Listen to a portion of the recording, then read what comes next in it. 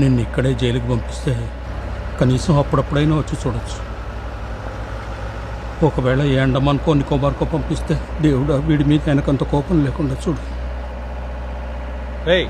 నువ్వు ఇటు వచ్చి కూర్చో.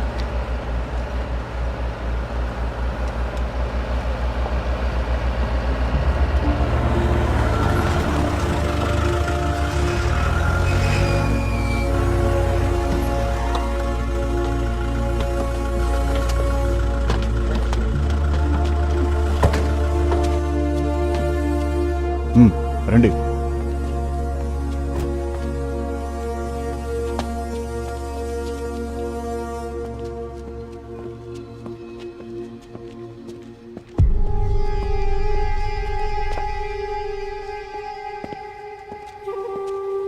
సార్ వాళ్ళు వచ్చారు సార్. సార్ లోపలికి తీసుకురమ్మన్నారు. వెళ్ళండి. రా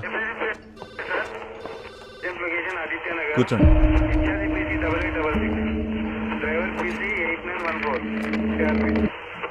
వాయిస్ కట్ అవుతుందో ఏ పెట్రోల్ మొబైల్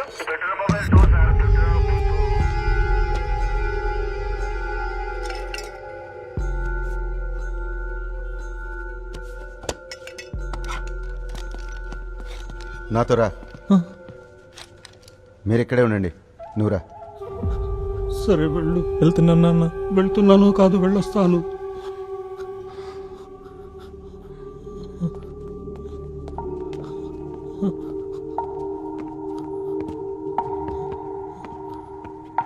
ఏమైంది? రా. హలో, వచ్చి కూర్చోండి.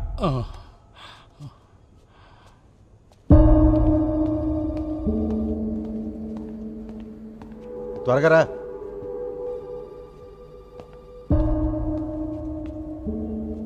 ఇక్కడ కూర్చో. కూర్చో అక్కడ.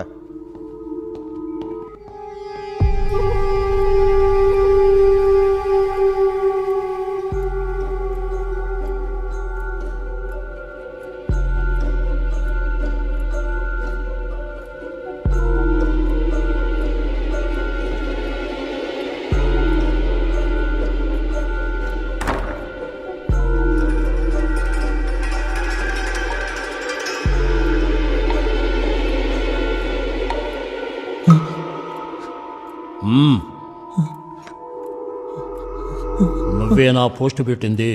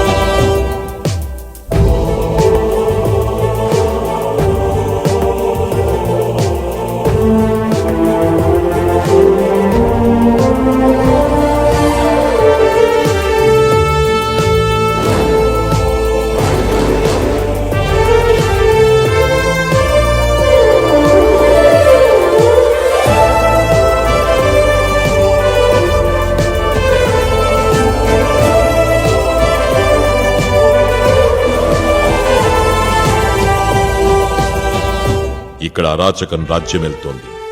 లంచం ఇవ్వందే ఏ పని జరగదు. ఇక్కడ మాలాంటి సాధారణ జనాలకి పార్టీ జెండాకిచ్చినంత విలువ కూడా ఇవ్వని ఇలాంటి గవర్నమెంట్ ఎందుకు మనకి? ఇక్కడ సొంత ప్రయోజనాలు కాక ప్రజల సమస్యల గురించి కొంచెమైనా ఆలోచించి ప్రజలెన్నుకున్న నాయకుడా ఇతను?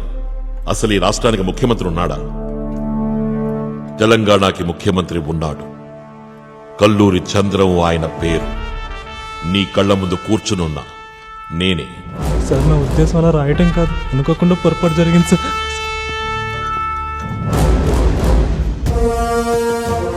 ఆ కుర్రాన్ని తీసుకురా. రా, రమ్మంటున్నానా? త్వరగా రా.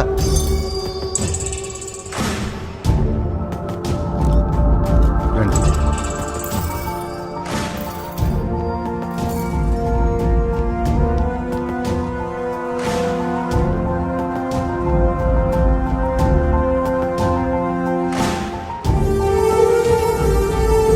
Good morning sir. Good morning. అందరూ వచ్చారా? Yes sir. Yes sir. కూర్చోండి కూర్చోండి. వెళ్ళండి వెళ్ళండి. రండి కూర్చోండి. ఈ కుర్రాడి పేరు సంజయ్. ఇతనే ఆ ఫేస్బుక్ పోస్ట్ పెట్టాడు. పోస్ట్ డిలీట్ చేయలేదు. చదవని వాళ్ళు చదువుకోవచ్చు. ఈయన దాస్ గారు, సంజయ్ వాళ్ళ నాన్న. ఈయన్ని చూడ్డానికి హాస్పిటల్లోకి పోలీసులు వెళ్ళనివ్వనందుకు గాను సంజయ్ ఆ ఫేస్బుక్ పోస్ట్ పెట్టాడు. ఇప్పుడు ఈయన కోరుకుని డిశ్చార్జ్ అయ్యారు. కరెక్టేగా? అవును సార్. అందరికీ విషయం అర్థమైందిగా? ఆ రోజు నేను హాస్పిటల్కి వెళ్ళడం కోసం చేసిన కొన్ని అరేంజ్మెంట్స్ వీళ్ళని ఇబ్బంది పెట్టాయి. ఇంకోసారి మళ్ళీ ఇలా జరగనివ్వను అని మాత్రం చెప్పలేను. ఎందుకంటే మాటిచ్చి నిలబెట్టుకోలేకపోవడం నాకిష్టం ఉండదు. కారణం ఈ విఐపి సెక్యూరిటీ కొంచెం కాంప్లికేటెడ్. బట్ ఈ రోజు నుంచి నేను ఎక్కడికి వెళ్ళినా సరే, అది హాస్పిటల్ కానివ్వండి లేదా పార్క్ కానివ్వండి, ప్రజలకు ఇబ్బంది కలిగించకుండా ఉండడానికి నా సాయశక్తిలా ప్రయత్నిస్తాను. పోతే ఆ రోజు హాస్పిటల్లో నా వల్ల కలిగిన అసౌకర్యానికి ఈ రోజు మీ అందరి సమక్షంలోనూ నేను వీళ్ళని క్షమాపణ అడుగుతున్నాను. అందరూ టీ కాఫీలు స్నాక్స్ తీసుకున్నారు. ఈ ఇష్యూను కూడా సీఎం తనకు అనుకూలంగా మార్చుకున్నాడు. తెలివైనోడు. మనం వేరే ఇంకేదైనా ఇష్యూని ఎత్తుకోవాలి. ఇది క్లోజ్ అయిపోయింది. ఇప్పుడు వెనకడిగేస్తే అది బలహీనత అవుతుంది. సార్ మీకు ఫోన్ వచ్చింది. ఎవరు? బాబీ సార్. హలో, వచ్చే ఎలక్షన్స్ లో ఎవరు కోటేస్తారు? ఇంకెవరికి వేస్తాను? ముఖ్యమంత్రి గారి పార్టీకే వేస్తాను. మన దేశానికి ముఖ్యమంత్రి లాంటి నాయకులు చాలా అవసరం. మాలాంటి సామాన్య ప్రజలకు అండగా నిలబడడానికి, పేద ప్రజల కష్టాలను తీర్చడానికి, మంచి పరిపాలనతో రాష్ట్రాన్ని అభివృద్ధి పదంలో పరిగెట్టించడానికి ఈ కుర్రాడు మంచి ఫామ్ లో ఉన్నాడు. మళ్ళీ ఎన్నికవ్వాలి. మీ అబ్బాయి రాసిన ఆర్టికల్ గురించి మీరు ఏమంటారు? నిజం చెప్పాలంటే నేను ఇంతవరకు మా అబ్బాయి ఏం రాశాడో చదవలేదు.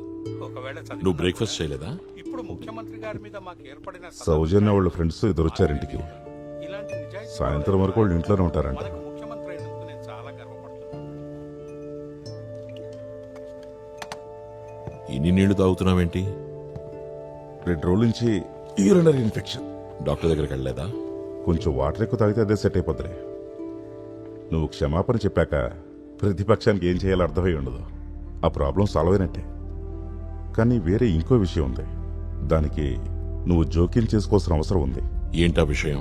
ప్రతిపక్షం సమ్మె చేయాలనుకుంటుంది. అది కూడా చాలా స్ట్రాంగ్గా. నేను వాళ్ళతో నీకు మీటింగ్ అరేంజ్ చేశాను. ఆ స్ట్రైక్ జరగకుండా నువ్వే ఏదో ఒకటి చేయాలి. ఒకవేళ జరిగితే మంచిది కాదు. జయానంద్ ఖచ్చితంగా ఏదో ఒక స్కీమ్ వేసి ఉంటాడు. దాన్ని సక్సెస్ చేయడానికి ట్రై చేస్తాడు. సక్సెస్ అవ్వకుండా నువ్వే ఏదో ఒకటి చేయాలి.